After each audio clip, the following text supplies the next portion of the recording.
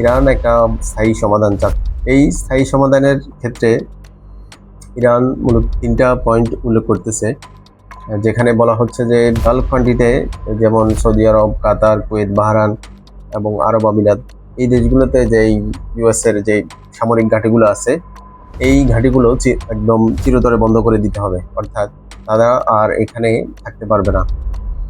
দ্বিতীয় number point তারা উল্লেখ করছে, এই যুদ্ধে আজ পর্যন্ত ইরানের যত ক্ষয়ক্ষতি হয়েছে, ওই ক্ষয়ক্ষতিগুলো তাদেরকে পরিশোধ করতে হবে। অর্থাৎ ইরান তো ইচ্ছে করে বা ইরানের উপর অন্যায়ভাবে এই যুদ্ধটা চাপিয়ে দেওয়া হয়েছে। এর ফলশ্রুতিতে যেই ক্ষয়ক্ষতিগুলো ইরান ফেস করতেছে, এই ক্ষয়ক্ষতির মূল্য তাদেরকে পরিশোধ করতে হবে।